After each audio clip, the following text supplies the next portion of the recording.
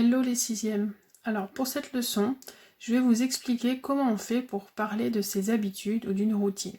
Donc bien évidemment, il vous faudra connaître le vocabulaire de la routine.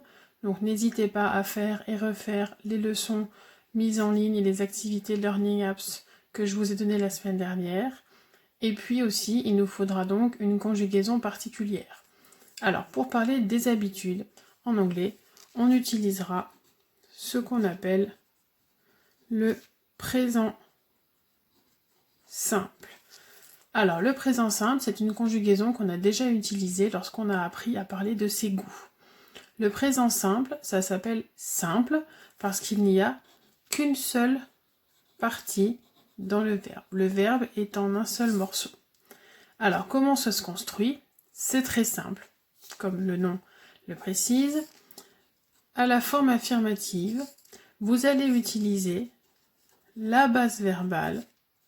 Je vous rappelle que la base verbale, c'est le verbe non conjugué. D'accord? Donc c'est l'infinitif en fait. On va utiliser cette forme avec tous les sujets. Donc à toutes les personnes, sauf une exception, la troisième personne du singulier, c'est-à-dire les sujets I, she et it. Avec ces trois sujets-là, qui forment la troisième personne du singulier, je vais devoir ajouter un S à ma base verbale. Alors concrètement, si je prends un exemple avec le verbe play, donc le verbe jouer, j'aurai par exemple I play, ça c'est le sujet jeu, et ça fonctionnera comme ça pour tous les sujets, sauf pour he, she, it, où je vais avoir he plays. Donc je vais retrouver ce fameux S dont je vous parlais il y a quelques secondes. Ça c'est donc la forme affirmative. Pour la forme négative, je vais utiliser l'auxiliaire don't plus ma base verbale à tous les sujets, sauf avec la troisième personne du singulier où je devrais retrouver doesn't, où je devrais retrouver le S, donc je vais avoir doesn't plus une base verbale. Ça c'est pour tous les sujets et ça c'est pour la troisième du singulier. Donc si je reprends mon verbe play, j'aurai donc I don't play et avec le sujet he doesn't play. Voilà comment se construit le présent simple. D'accord? Une seule partie, base verbale à toutes les personnes sauf troisième personne du singulier où je devrais ajouter un S. Pour la forme négative, j'ai l'auxiliaire don't qui devient doesn't et je retrouve mon S. Alors, donc on retient que pour les habitudes, il faut utiliser le présent simple. Pour exprimer des habitudes, j'ai plusieurs possibilités. Je peux utiliser mon présent simple, plus par exemple une heure. Par exemple, si je veux dire je me lève à 7 heures, je dirais à ce moment-là I get up at 7 a.m. Je vous rappelle, hein, a.m. pour le matin, p.m. pour l'après-midi. a.m. p.m. Attention, hein, les Anglais font la différence entre matin et après-midi de cette façon. Je peux également utiliser le présent simple plus ce qu'on appelle des adverbes de fréquence. Alors, les adverbes de fréquence, ce sont des mots invariables. Donc, ne change jamais d'orthographe. et se place toujours devant le verbe, sauf avec un verbe particulier qui est le verbe be. Le verbe be, c'est l'auxiliaire être. Il est un peu particulier et donc les adverbes de fréquence se placent après et non pas devant. Alors, les adverbes de fréquence, il y en a un certain nombre. Moi, je vous en ai donné 6.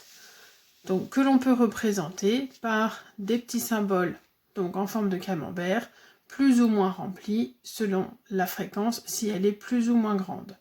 Donc, plus c'est fréquent, plus on fait les choses fréquemment, plus le camembert sera rempli. Ce qui nous permet donc d'avoir le camembert vide qui représente jamais, ensuite rarement, je remplis un petit peu plus pour parfois, souvent, habituellement, et que lorsque c'est complètement rempli, c'est l'adverbe toujours. Alors en anglais, ces adverbes sont never, rarely,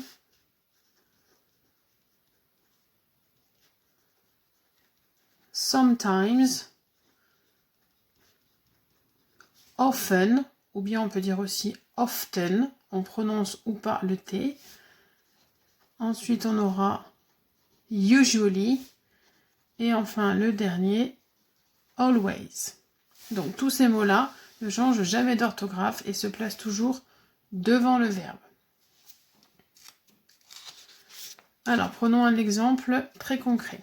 Si je veux dire je prends mon petit déjeuner à 7 h du matin et je le prends toujours à 7 h du matin, je vais utiliser le sujet je, l'adverbe always, mon verbe ce sera donc have breakfast, et si je veux ajouter l'heure, je préciserai at 7 a.m. Je prends toujours mon petit déjeuner à 7 h du matin. I always have breakfast at 7 a.m. Je peux aussi utiliser un autre verbe avec un autre adverbe. I often wash my hands. Ça veut dire je me lave souvent les mains. Alors, dans ces deux exemples, je retrouve bien mon adverbe de fréquence qui se situe systématiquement devant le verbe. Et j'ai bien du présent simple pour la conjugaison. Je vous ai parlé d'une exception avec le verbe être.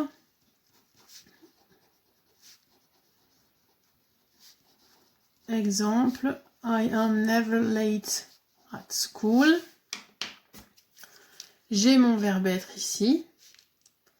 Mon adverbe de fréquence sera donc après. D'accord? C'est le seul verbe pour lequel l'adverbe se place après.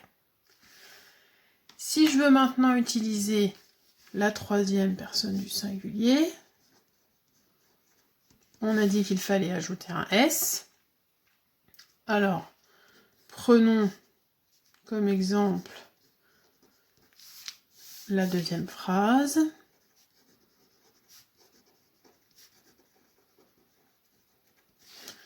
He often washes his hands. Donc j'ai changé mon sujet. J'ai ajouté ma terminaison au verbe. Alors là, je mets ES parce que mon verbe finit par un H. Et quand je termine le verbe par SH ou CH, il faut que j'ajoute un E. Sinon, je ne peux pas le prononcer. Et j'ai changé le my en his. Puisque je ne suis plus dans mes mains, mais dans ses mains. Les mains d'un garçon. D'accord ?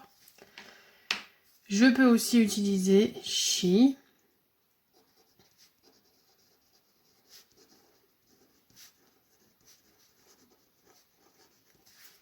Donc là, j'ai mon adverbe devant mon verbe et j'ai bien mis mon verbe à la troisième personne du singulier. Ça, c'est le verbe être, il faut connaître sa conjugaison.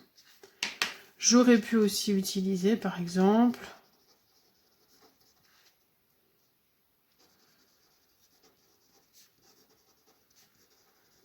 He always makes his bed. Donc j'ai always. Et j'ai ma terminaison ici avec le S. Et dernier exemple pour qu'on soit tout complet.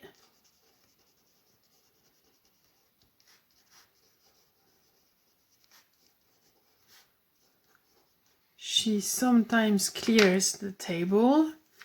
J'ai mon S. J'ai mon adverbe de fréquence ici, placé devant. Et donc, je retrouve bien le S du verbe. Alors, cette terminaison, le S que je dois ajouter, donc, à la troisième personne du singulier, j'ajoute un S. Ou bien, ES, si mon verbe finit par les lettres CH, SH ou bien O. D'accord? Alors, ce S que l'on ajoute, il a 3 prononciations possibles. Donc, j'ai le droit de le prononcer de 3 façons différentes. Mais pas n'importe comment. Alors, ces 3 prononciations sont les prononciations S, Z et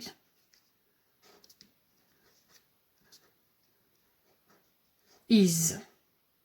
Alors, si je reviens sur mes exemples ici, je vais avoir he often washes. Quand vous ajoutez ES, ce sera is.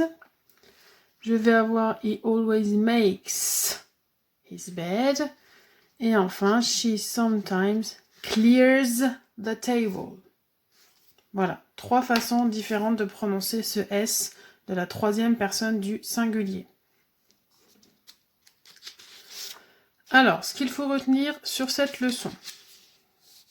Donc, ce qui est important de retenir. Pour parler d'une routine ou d'habitude, j'utilise le présent simple. Le présent simple, c'est la conjugaison qui sert à parler d'une routine ou d'habitude. Ça se construit avec ma base verbale à toutes les personnes, sauf la troisième personne du singulier où je dois ajouter un S. Je peux utiliser les adverbes de fréquence que je place toujours devant le verbe, sauf le verbe be. Et ce sont des mots invariables. Donc nous avons never, rarely, sometimes, often, usually, always. Et on les représente avec des camemberts plus ou moins remplis. Et enfin, le S de la troisième personne du singulier se prononce de 3 façons. S comme dans makes ou talks, Z comme dans plays ou loves, et is comme dans brushes et washes. Voilà, donc les choses importantes à retenir sur cette leçon. Bonne continuation!